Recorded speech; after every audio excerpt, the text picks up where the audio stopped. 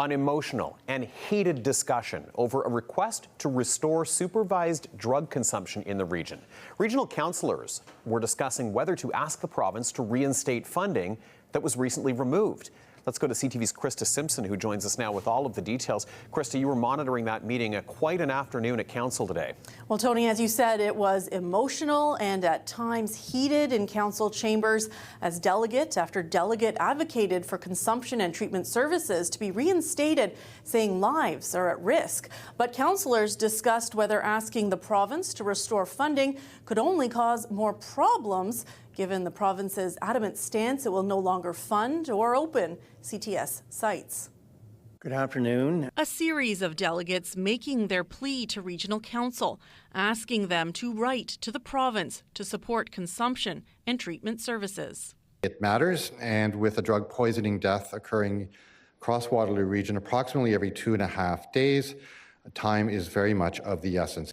Kitchener's consumption and treatment services site was among many forced to close at the end of March. With no further provincial funding to cover its costs, it was unable to continue operating, in spite of a court injunction saying the sites could remain open during a charter challenge.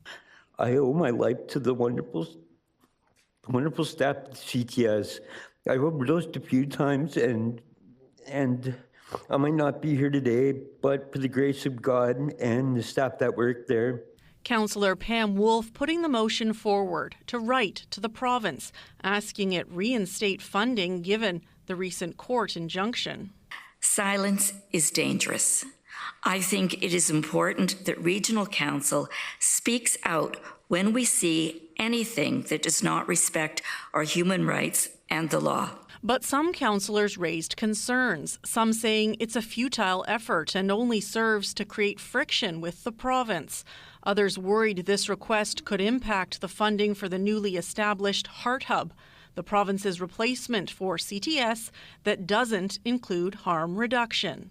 I can't risk your lives. I can't take away the Heart Hub as well as CTS. I can't. If you cross the province or publicly go after them, they will blacklist you and come back at you at some later date. That's how they operate. The concerns prompting a strong response from Wolf. What's up to us is to have the guts, the courage to stand up for democracy, to stand up for our rights as a council, to say what we feel, and to stand up for these people who, many of them, are facing death. You know, what are we doing here? If we are so coward and so made to feel that we are not allowed to say a word in case the province doesn't like it. Ultimately, councillors voted to defer the decision to get more clear information and a legal opinion on some of the questions raised. The motion will be revisited at the next council meeting on April 23rd.